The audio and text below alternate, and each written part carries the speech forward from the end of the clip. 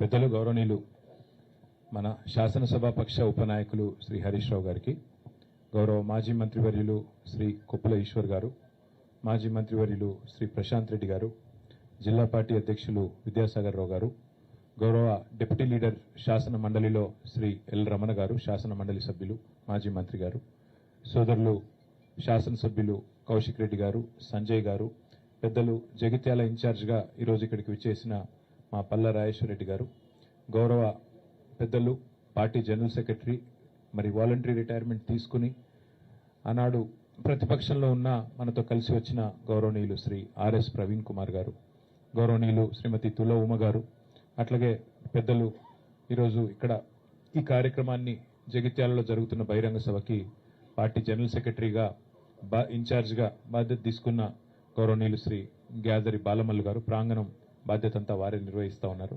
వేములవాడ నియోజకవర్గ బాధ్యులు గౌరవనీయులు శ్రీ చెలిమెడ లక్ష్మీనరసింహారావు గారు, పెద్దలు సివిల్ సప్లైస్ కార్పొరేషన్ మాజీ అధ్యక్షులు, ఈ ప్రాంగణానికి మరి మొత్తం ఏర్పాట్లకు బాధ్యత తీసుకున్న బాలమల్లు గారితో పాటుగా శ్రీ మారెడ్డి శ్రీనివాసరెడ్డి గారు, మాజీ జిల్లా పరిషత్ చైర్పర్సన్ మా సోదరి మరి శ్రీమతి దావా వసంత సురేష్ గారు, గౌరవనీయులు చొప్పదండి మాజీ శాసనసభ్యులు మన సుంకె రవిశంకర్ గారు, అదేవిధంగా వేదికపైన ఆసీనులైన మా వక్ఫ్ బోర్డు మాజీ చైర్మన్ మసీవుల్లా ఖాన్ గారు, ఇంకా మిగతా మిత్రులందరికీ పేరు పేరున హృదయపూర్వకంగా నమస్కారాలు. పత్రికా మిత్రులకు కూడా ప్రత్యేకంగా నమస్కారాలు. మా మాజీ శాసనసభ్యులు మరొక జీవన్ రెడ్డి గారు, ఆశన్న గారు జీవన్ రెడ్డి గారు, వారికి కూడా ప్రత్యేకంగా నమస్కారాలు. ఇవాళ జగిత్యాలలో ఒక పండుగ వాతావరణం కనబడతా ఉంది. పెద్దలు మాజీ మంత్రివర్యులు జీవన్ రెడ్డి గారు, పార్టీ అధ్యక్షులు తెలంగాణ తొలి ముఖ్యమంత్రి కేసీఆర్ గారి నాయకత్వంలో మరి బీఆర్ఎస్ లో చేరబోతా ఉన్నారు అనే ఒక కోలాహలం, ఒక పండుగ వాతావరణం ఇవాళ అందరికీ కనబడతా ఉంది. హరీష్ రావు గారు ఇప్పుడు మర్యాదపూర్వకంగా జీవన్ రెడ్డి గారి ఇంటికి వెళ్లి వారిని స్వాగతించి పలకరించి, వారికి గతంలో దాదాపుగా ఒక 25 సంవత్సరాలుగా వారికి ఉన్న పరిచయం కూడా ఇద్దరికి ఉంది కాబట్టి వారిని పలకరించి సాధారణంగా పార్టీలోకి వస్తున్నందుకు ధన్యవాదాలు చెప్పడం జరిగింది. ఇవాళ వాస్తవం ఏంటి అంటే రాష్ట్రంలో ఒక రాజకీయ పునరేకీకరణ జరుగుతూ ఉంది. సింహం బయటికి వస్తూ ఉంది అంటే గుంటనక్కల గుండెల్లో ఇలా రైలు ఉరుకుతున్నాయి. కేసీఆర్ గారు ఒక సంవత్సరం తర్వాత ఒక బహిరంగ సభకు వస్తున్నారంటే ఎన్నో రకాల కుట్రలకి కుతంత్రాలకి తెరలేపి కాంగ్రెస్ ప్రభుత్వం జగిత్యాలలో జరగబోతున్న జైత్రయాత్రను అడ్డుకునే ఒక చిల్లర ప్రయత్నం చేస్తూ ఉంది. ముఖ్యమంత్రి గారు, మంత్రులు ఎంత సిల్లీ పాలిటిక్స్ అంటే కేసీఆర్ గారు ఇక్కడికి వస్తున్నారంటే ముఖ్యమంత్రి గారు మేడిగడ్డకు పోతారట. 2.5 ఏళ్లకెళ్లి మేడిగడ్డకు పోయేందుకు ముఖ్యమంత్రికి టైం లేకుండే అర్జెంటుగా ముఖ్యమంత్రి గారికి కేసీఆర్ గారి బహిరంగ సభ ఇక్కడ ఉంటే టీవీలలో సగం కేసీఆర్ను చూపెట్టాలి, సగం రేవంత్ రెడ్డిని చూపెట్టాలి, పేపర్లలో సగం రేవంత్ రెడ్డిది రాయాలి, అవతలకు కేసీఆర్ది రాయాలని ఒక చిల్లర ప్రయత్నం. అంటే ఇంత కుత్సితమైన, ఇంత కుసంస్కారమైన, ఇంత చిన్న మెదడున్న ముఖ్యమంత్రి బహుశా భారతదేశంలో ఎవరు ఉండరు, ఒక రేవంత్ రెడ్డి తప్ప. ఆయనకు హైటే తక్కువ అనుకున్నా, బుర్ర కూడా తక్కువనే. అంటే ఈ మాట ఎందుకంటున్నా అంటే నిజం గింత చిల్లరగా ఉండకూడదు రాజకీయం. కేసీఆర్ లాంటి ఒక నాయకుడు ఆయన ఇంకా గీ ఏజ్ లో గీ స్థాయికి చేరుకున్న తర్వాత ఆయనకు పేపర్ వాళ్ళు ఏం రాస్తారు, టీవీ వాళ్ళు ఏం చూపెడతారు, ఆయనకి ఏమైనా ఉంటుందా? జగిత్యాలకు వచ్చుడు, జనాలను కలుసుడు, అందరి ముందు మాట్లాడుడు, లక్షలాది మందితో సంభాషించుడు కేసీఆర్ గారికి తెలిసిందే గది, ఆయన ప్రస్థానమే అది. అట్లాంటిది ఇవాళ ఆయన ఇక్కడికి వస్తుంటే కోరుట్లకెళ్ళి వచ్చేటోళ్ళందరికీ ఇక్కడికి రానియకుండా రోడ్డు దవ్వుతారట. 3 ఏళ్లకెళ్ళి యాదికి రాలే రోడ్డు, ఇప్పుడే యాదికి వచ్చింది సడన్ గా.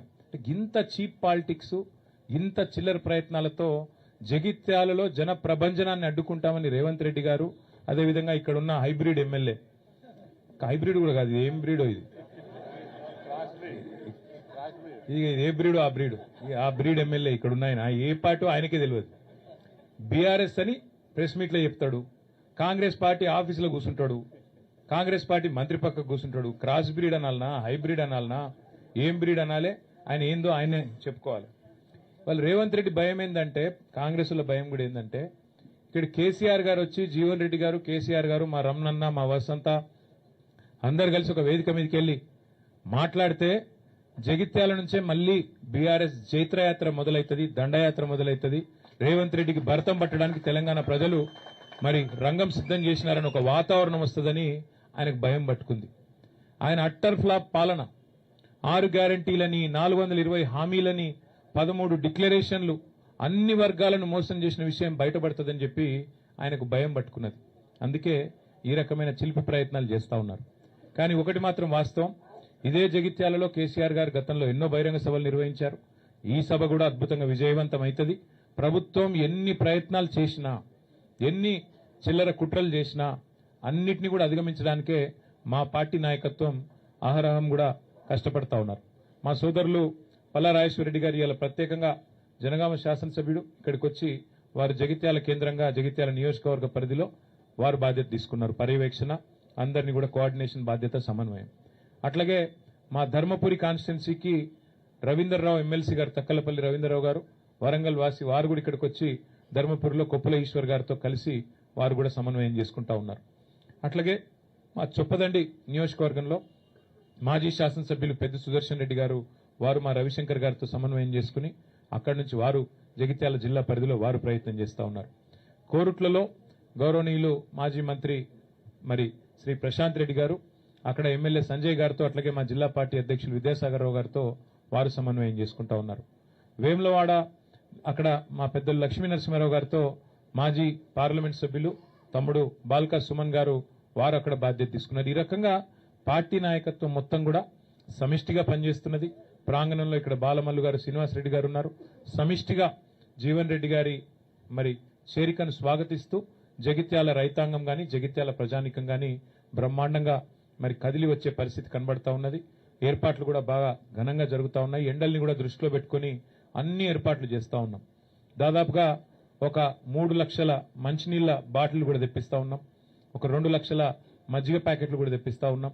ఇవన్నీ కూడా ఎందుకంటే సాయంకాలం సభ అయినప్పటికీ కూడా కేసీఆర్ గారు దాదాపుగా 5:30 గంటలకు ఇక్కడ చేరుకుంటారు. ఎండ చల్లబడ్డ తర్వాతనే సభ ప్రారంభమవుతుంది. 5:30 గంటలకి కేసీఆర్ గారు ఇక్కడ చేరుకుంటారు. చేరుకున్న తర్వాత 5-5:30 మధ్యలో చేరుకుంటారు. ఆ తర్వాత సభ ఒక గంటంబావు సేపు సభ జరుగుతుంది. దయచేసి పాత్రికేయ మిత్రులతో కూడా నా ప్రార్థన, మొన్న మీకు కొంత అసౌకర్యమైంది, మమ్మల్ని మన్నించండి. ఒక సోదరుడికి కాలుకు ఫ్రాక్చర్ కూడా అయింది. అట్లాగే కొన్ని కెమెరా ట్రైపాడ్లు కూడా ఇరిగినాయని చెప్పారు. తప్పకుండా వారి నష్టాన్ని మేము భర్తీ చేస్తాము. ఆ సోదరుడికి సంబంధించి కూడా మా ఎమ్మెల్యే సంజయ్ గారు, మిగతా మిత్రులు కూడా హాస్పిటల్ కూడా వచ్చారు. ఈశ్వర్ గారు కూడా వచ్చారు, జీవన్ రెడ్డి గారు కూడా వచ్చారు. ఆ బాధ్యత అంతా కూడా మేమే తీసుకుంటాం. ఎల్లుండి దయచేసి ప్రభుత్వం ఎన్ని చిక్కులు చికాకులు పెట్టినా, ఎంత ఇరిటేట్ చేసే ప్రయత్నం చేసినా దయచేసి ప్రజలు కూడా, మా కార్యకర్తలు కూడా ఓపికగా దయచేసి సంయమనంతో, మన కార్యక్రమం కాబట్టి మనం మంచిగా విజయవంతం చేసుకుందాం. కేసీఆర్ గారు చాలా కాలం తర్వాత జగిత్యాల వేదిక నుండి తెలంగాణ ప్రజలను ఉద్దేశించి మాట్లాడబోతా ఉన్నారు. ఆయన ఏం మాట్లాడతారో వినాలని చెప్పి తెలంగాణ రైతులు, తెలంగాణ ఆడబిడ్డలు, తెలంగాణలోని మా విద్యార్థి తమ్ముళ్ళు, మా యువకులు, అట్లాగే పెద్ద మనుషులు అందరూ ఎదురు చూస్తూ ఉన్నారు. కాబట్టి ఈ కార్యక్రమాన్ని ఎంత సంయమనంతో, ఎంత సమన్వయంతో, ఎంత ఓపికతో, ఎంత మరి ఆలోచనాత్మకంగా మనం పోతే అంత మంచిది. కాబట్టి దయచేసి జగిత్యాలలో ఉండే మా ప్రతి సోదరుడు సోదరికి నా ప్రార్థన, ఇది మీ సభ, మీరు మాకు ఆతిథ్యం ఇస్తున్నారు. కాబట్టి దయచేసి ఈ కార్యక్రమాన్ని విజయవంతం చేసే దిశగా అవసరమైతే జగిత్యాల కార్యకర్తలు ఒక మెట్టు దిగి చూస్తా ఉన్నా. నేను కూడా మొన్నటి నుంచి, మొదటిసారి మొన్న వచ్చినప్పుడు ఇప్పుడు కూడా మా రమణన్న, మా వసంతమ్మ వాళ్ళు కూడా మరి జీవన్ రెడ్డి గారి చేరికను స్వాగతిస్తూ అవసరమైతే ఒక వరుస మేము ఎన్నుకోండి, కొత్త వాళ్ళు వస్తున్నప్పుడు మేము ఆహ్వానించాలనే ఒక సంస్కారాన్ని, ఒక గౌరవాన్ని వారు ఇస్తున్నందుకు వారికి కూడా ప్రత్యేకంగా అభినందనలు తెలియజేస్తూ, మా పత్రికా మిత్రులు కూడా చాలా సహకరించారు. మొన్న జరిగిన ఇబ్బందిలో కూడా, ఇంత ఎండలో కూడా మీకు కూడా ప్రత్యేకంగా ధన్యవాదాలు. కరీంనగర్ నుంచి వచ్చే స్టాఫర్లకు కూడా ప్రత్యేకంగా, వారికి కూడా ప్రత్యేకంగా ఆహ్వానం, వారికి కూడా ఏర్పాట్లు చేస్తాము. హైదరాబాద్ నుంచి కూడా పత్రికా మిత్రులు కూడా వస్తూ ఉన్నారు, వారికి కూడా స్వాగతం. అట్లాగే కార్యక్రమం తప్పకుండా మంచి విజయం సాధించాలని ఆకాంక్షిస్తూ, జగిత్యాల నుంచే బీఆర్ఎస్ జయత్రయాత్ర ప్రారంభమైతుంది. తిరిగి జగిత్యాల నుంచే మళ్లీ పూర్వ వైభవం సాధించడానికి, కేసీఆర్ గారు ముఖ్యమంత్రి కావడానికి జగిత్యాల ప్రజల ఆశీర్వాదంతోనే కదం తొక్కుదామని చెప్పి మీ అందరికీ కూడా విజ్ఞప్తి చేస్తూ థ్యాంక్ యూ. సభలో పట్టనంత మంది వస్తారు, గ్రౌండ్ లో పట్టనంత మంది ఉంటారు, అయితే పక్క. మిగతా అన్ని విషయాలు హరీష్ రావు గారు చెప్పారు. కాబట్టి మళ్ళొకసారి మీ అందరికీ ప్రత్యేకంగా ధన్యవాదాలు, నమస్కారాలు. జై తెలంగాణ. రవీందర్రావు ఎమ్మెల్సీ గారు, తక్కలపల్లి రవీందర్రావు గారు వరంగల్ వాసి, వారు కూడా ఇక్కడికి వచ్చి ధర్మపురిలో కొప్పుల ఈశ్వర్ గారితో కలిసి వారు కూడా సమన్వయం చేసుకుంటా ఉన్నారు. అట్లాగే మా చొప్పదండి నియోజకవర్గంలో మాజీ శాసనసభ్యులు పెద్ద సుదర్శన్ రెడ్డి గారు, వారు మా రవిశంకర్ గారితో సమన్వయం చేసుకుని అక్కడి నుంచి వారు జగిత్యాల జిల్లా పరిధిలో వారు ప్రయత్నం చేస్తూ ఉన్నారు. కోరుట్లలో గౌరవనీయులు మాజీ మంత్రి మరి శ్రీ ప్రశాంత్ రెడ్డి గారు, అక్కడ ఎమ్మెల్యే సంజయ్ గారితో, అట్లాగే మా జిల్లా పార్టీ అధ్యక్షులు విద్యాసాగర్ రావు గారితో వారు సమన్వయం చేసుకుంటా ఉన్నారు. వేములవాడ అక్కడ మా పెద్దలు లక్ష్మీ నరసింహారావు గారితో మాజీ పార్లమెంట్ సభ్యులు తమ్ముడు బాల్కా సుమన్ గారు వారు అక్కడ బాధ్యత తీసుకున్నారు. ఈ రకంగా పార్టీ నాయకత్వం మొత్తం కూడా సమిష్టిగా పనిచేస్తున్నది. ప్రాంగణంలో ఇక్కడ బాలమల్లు గారు, శ్రీనివాసరెడ్డి గారు ఉన్నారు. సమిష్టిగా జీవన్ రెడ్డి గారి మరి చేరికను స్వాగతిస్తూ జగిత్యాల రైతాంగం గాని, జగిత్యాల ప్రజానికం గాని బ్రహ్మాండంగా మరి కదిలి వచ్చే పరిస్థితి కనబడతా ఉన్నది. ఏర్పాట్లు కూడా బాగా ఘనంగా జరుగుతా ఉన్నాయి. ఎండల్ని కూడా దృష్టిలో పెట్టుకుని అన్ని ఏర్పాట్లు చేస్తా ఉన్నాం. దాదాపుగా ఒక 3 లక్షల మంచినీళ్ల బాటిల్ కూడా తెప్పిస్తా ఉన్నాం. ఒక 2 లక్షల మజ్జిగ ప్యాకెట్లు కూడా తెప్పిస్తా ఉన్నాం. ఇవన్నీ కూడా ఎందుకంటే సాయంకాలం సభ అయినప్పటికీ కూడా కేసీఆర్ గారు దాదాపుగా 5:30 గంటలకు ఇక్కడ చేరుకుంటారు ఎండ చల్లబడ్డ తర్వాత.